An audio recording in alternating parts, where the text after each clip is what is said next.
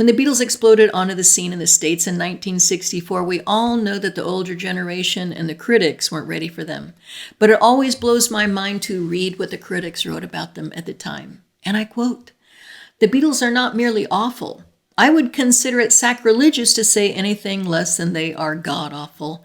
They are so unbelievably, horribly, so appallingly unmusical, so dogmatically insensitive to the magic of the art that they qualify as crowned heads of anti-music." Boy, he must really been impressed with himself with that line there.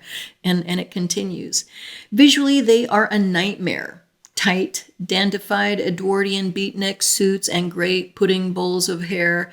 Musically, they are a near disaster. Guitars and drums slamming out a merciless beat that does away with secondary rhythms, harmony, and melody. What is he talking about? The Beatles, no harmony? Their lyrics, punctuated by nutty shouts of yeah, yeah, yeah, are a catastrophe." Well, at least he's got a theme. Disaster, catastrophe. "The Beatles' vocal quality can be described as hoarsely incoherent, with the minimal enunciation necessary to communicate the schematic text." Well, la-di-da. "The Beatles must be a huge joke, a wacky gag, a gigantic put-on." And a lot of the criticism was just like that, saying that the Beatles were a phase, a fad, and it wasn't going to last. It was a disease, a fever that everybody was going to get over. And it sounds to me like the critics were basically willing that into existence. Like they didn't want the Beatles to last. They wanted them to go away. And they wanted everything to go back to the way it was. Well, we all know that that didn't happen. The Beatles continued, and so did the criticism.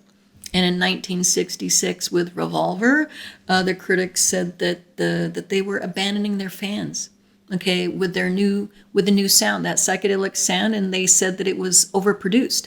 And even their peers like Ray Davies of the Kinks said that Revolver was rubbish. And in 1967, with Sgt. Pepper, the criticism continued, and the criticism got very creative back then with the sound is a pastiche of dissonance and lushness. The mood is mellow, even nostalgic. But like the cover, the overall effect is busy, hip, and cluttered. Doesn't sound good, does it? And like an over-attended child, Sgt. Pepper is spoiled. And yeah, the critics were pretty creative, and I do like this one line from this one critic when he's talking about George's Within You, Without You. He says, and I quote, "Harrison's voice, hovering midway between song and prayer chant, oozes over the melody like melted cheese." That's quite the visual, isn't it? And regarding their later work, like Let It Be and Abbey Road, the critics were saying it was slight, stale, and lacked cultural impact. And regarding Abbey Road specifically, it was overproduced, hard to listen to. And I quote, "The words are limp-wristed, pompous, fake. The latest compositions from George Harrison were mediocrity incarnate, like something, and here comes the sun." Can you imagine George's response when he read that? And the badness ranges from mere gentle tedium to cringing embarrassment. Pretty average stuff. Abbey Road, pretty average. It's unmitigated disaster. And the critics go on to say, like, you know, they liked the Beatles' old rock and roll because it had energy and purpose. And Abbey Road had none of that. And we saw in Get Back, when they're up there on the roof, that guy in the street, I think it was Tony, I'm not sure, comes up to him with the mic and says, "Oh, do you like the Beatles?" And the guy looks up at the roof and says, "Nope." He goes like, "Why? Why don't you like him?" He says, "Oh, they've changed." A lot of the criticism of the Beatles had to do with change, either them initially changing everything or them changing their style, changing their sound.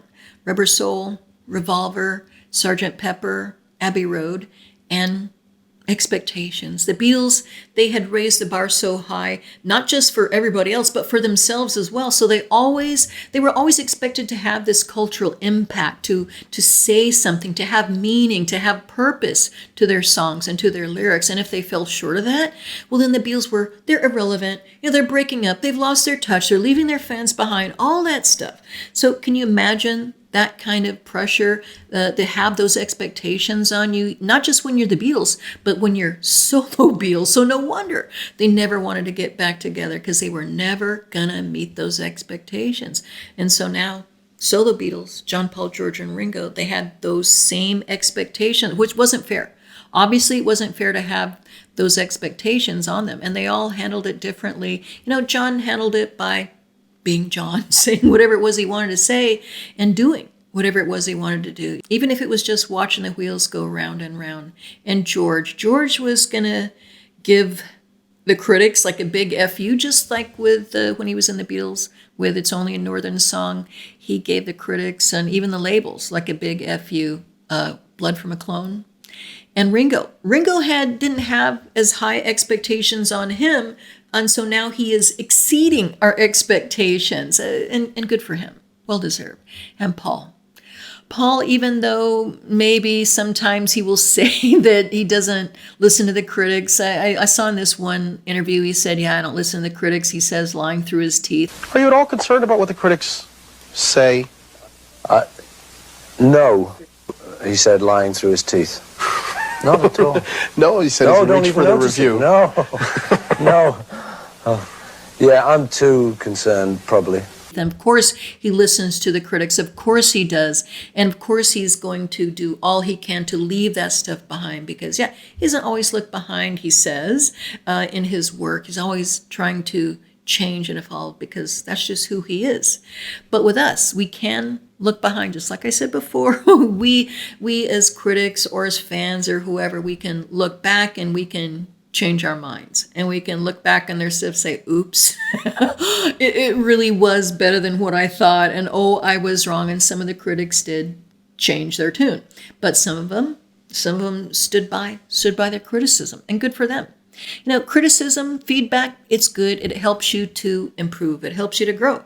But sometimes criticism, as we saw, it's BS, and you can just throw it in the garbage. Some of this sounded to me like this is them just talking to themselves, trying to wish the Beatles away, just really trying to talk the Beatles down and trying to talk themselves up like I know better. Like, you guys really, this is nothing, and this is nothing to be worried about, folks.